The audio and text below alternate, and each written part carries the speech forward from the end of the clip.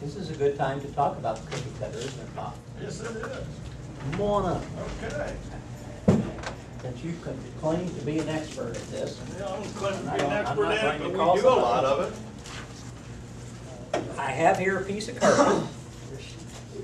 And I got a screwdriver. For me. Got you all fixed up.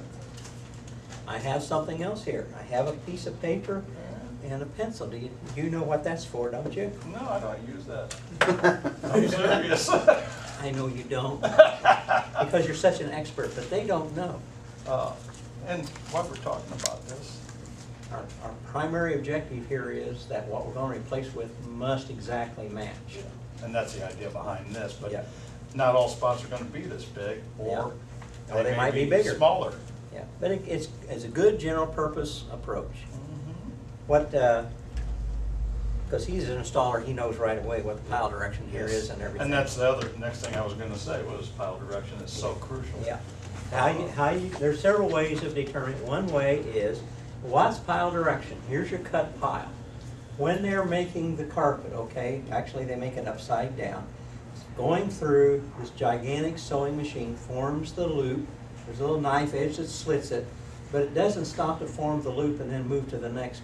It just keeps going. So actually, every one of those tufts is bent in a certain direction. Installers know that when you're putting two pieces of Yep. carpet together, they must have the same pile direction. It can't be like this because then the light reflects differently and you can see it. We have to do the same thing. How can you find out? Well, one way is you just take a piece of paper and you do this and look at the paper. Can you see where it's going? You notice what it's doing? It's going in the direction of the pile. Why is that important? When he gets a plug out of another piece of carpet, it's crucial that he makes sure that it matches the pile direction exactly. If it's off even a little bit, it will magnify the fact that this was a patch. And actually the patch could be perfect, be flawless, and it's gonna stick out like a sore thumb. So where do you find the patch at? Closet or? Well, first thing we always do is ask if they have more of the carpet. A lot of people are OCD like me where they save everything. As an installer, when we sell carpeting, we always ask, or tell, I shouldn't say ask, we do tell customers, even if it's a piece this size and that's all that's left, wrap it up, put it in a baggie, stick it somewhere where mice or something won't get at it. Attic or whatever. Yeah, exactly. And for that very reason, because they look at you funny like, well, I don't want all that around. Well, you know what, not everything's gonna clean out, especially after you pour God knows what on it, scrub it with a steel brush. Yeah. Yeah. Because even if you do get it out, then, you know, you got an abrasion mark, and they call you back the next day and go, well, you got the stain out, but what about the abrasion mark? Well, I didn't do that. Do you want it cut out? Because that's about your only other option. On these, there's a adjustment for the center, okay? Because you want to go make sure you're locked into the carpet really well, okay? You want to get it all the way through the carpet and into the pad. You don't want to slip and slide. Yeah, it's crucial it's anchored, in other words, okay? And the same thing with the protractor type I was telling you about. It also has the same needle in it, and as is not made for carpeting, but as we all know, you have to be innovative and use things that aren't made for what they initially were. It has the protractor has a hole or a punch like that. Actually, it's even longer. And you want to dial it in, set it down into the carpet, and actually make sure it's gripping really firmly. Because again, especially on a big one, if you make a mistake, you better be good at fixing them. That's all I can say. And that is the truth. It's just sitting on a pad. And they're all going to be different thicknesses, of course, too. And it's just threaded, as you can see. Then there's a lock nut in there also, so once you get that desired depth, even if you have to get into the substrate, you know, you want to make sure it's down tight because the blades aren't going to go into the substrate. Well, here's the other thing, and I found this out the hard way, but it's a trial and error thing sometimes. Let's say somebody did spill a glass of Kool-Aid there. Okay, we're going to have a spot in the pad anyway. I've learned to keep extra pad on the truck from a 1/2 inch rebound, and which is typical. Or sometimes a customer can even tell you what they have prior to that. Or if you go look, I pull a register and look to see at the register what the pad is, if it's a rebound or rubber, if it's 1/2 inch, 3/8. If I go out to do the estimate, because a lot of times on repair work, I won't even go out and do it. I'll just go look at it first and say, yeah, I can fix it. No, I can't, okay? And then I'll know if I need to bring pad, and it's just more sales for you too. Once you get it locked in, you want to go ahead and keep your hand firmly on it and rotate the blades.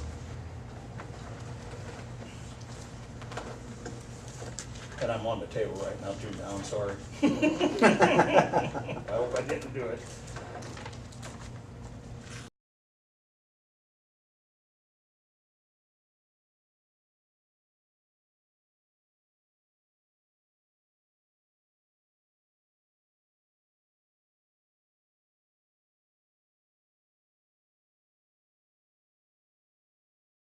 And there's your plug. And yeah, I was on the table and I did get into the pad, okay? So you can adjust it accordingly. I just wanted to make sure I got the cut. So after you do that, of course, now you're set. You can't change this anyway, okay? They don't have any carpet anywhere. But so before you cut it, and they say, no, don't do this. I always go behind a closet door or at the end of a walk-in closet because of the traffic. You want to try to match it up as much as possible for wear. Okay, Don has his favorite. He takes it outside and roughs it up. Yeah, what's wrong with that? I mean, you want it to look as good as possible. It's 15-year-old carpet, Yeah. and it's all You want it to smashed look down nice. and filthy. You put it out on concrete and One of the abrade it things until it looks too, I about the told same. Don that happens, I have customers all the time volunteer and go, you know what, Bob? I got a piece at the garage. Great, let's go out and look at it. You might have to clean it first. It might be that dirty, but the match might really be good after you do that. Now, are you gonna be able to clean it and plug it the same day? Nope. Even with pressure sensitive tape, that's what Don has here, okay? It comes with the kit.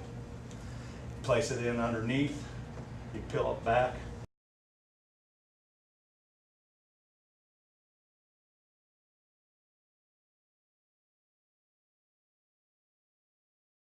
I don't use this, I use the iron because I know it's never gonna come out, even under a cleaning circumstance.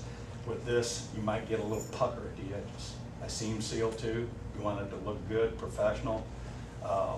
And this is bigger than the right, hole you made so that you can open her up, twist it around so that this part is right on the pad. This part is stuck to the underneath of the old carpet, and then when he puts his plug in, it glues to the rest. one other thing that perhaps Don knows or doesn't, that if you're having a directional question, you can't decipher which way that carpet's going because you want the plug to look good. Look at the back of the carpet. This is something inspectors and some installers know.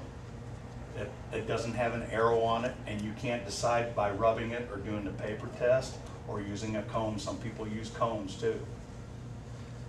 The wide beads on the back of a carpet are always in the width. So now you know when you look at the back of that carpet which way it is. That will tell you. Then after you get it at that point, it's a matter of fact of 360ing it until you get it, because you know which way the beads are on the back. You have wide beads and narrow beads on the back of the carpet. Right, Yep. Don? Mm-hmm. Yep. Okay. Yep. I have to know that because of Nell and I being inspectors. If we're looking at a side match problem and there's no arrows anywhere, I have to pull that back, look at the back of the carpet to make sure beyond a reasonable doubt, so I don't blame an installer for something that he didn't do. If it is in fact a die lot problem, okay, there's no arrows, how do I decide if it's facing the right way? We look at the beads, okay? As simple as it may sound, is true. And all of them are made that way, not just one or two of them. So when you have a directional problem, that's one way you can look for it. But really, guys, this is a good add-on for your companies. And yeah, there is a knack to it, and I take it for granted because I've installed for so long. But at 6 to 8 repairs a week we do. It is great money, it really is. And people, you know what? If you tell them they got to spend $7,000 to replace their carpeting because of a bad area, or they can spend $90 to $150 for you to do the plugs, what do you think they're gonna do? And you're looking at $100 an hour to take and do plugs like this. You just saw how quick it came out. Yep. And especially if you ever go to a cool light. And there's install classes in Georgia. You can go to repair classes. They'll teach you this stuff. You don't have to be an installer. It's a great add-on if you want to go to schools on it. You can ask Nell. We do a ton of repair work. Restretches, patches, seam repairs. It's excellent stuff. And it all involves stuff like this, as simplistic as it looks. Yep. Really. It's Thank great you. stuff. Thank you, Bob. You bet. What you want to do, you never experiment on a customer's carpet. So if you're planning on doing this, I suggest you Everybody has to learn somewhere. I suggest you go to a carpet store, and very often they have some leftover carpet or whatever, and get some and play around with it and learn how that works. Be sure about the pile direction, all that sort of thing.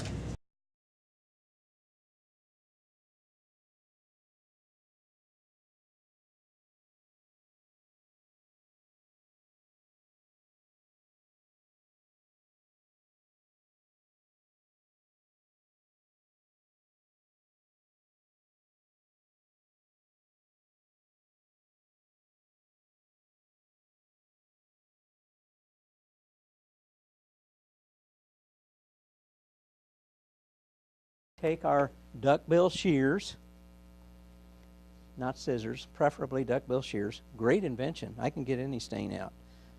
Apparently Bob can too. Duckbill shears aren't scissors because two reasons. Got the duckbill there. You notice the shape.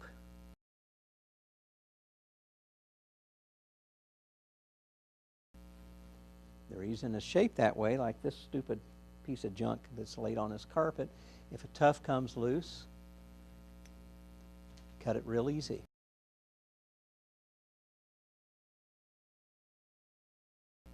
Or like one time when I did a furniture stain, I got them all out, but there was one stubborn tuft left, and she was upstairs. Snip into the pocket. Mrs. Smith, we're done. Would you like to come down and check? Yeah. One tuft, no big deal.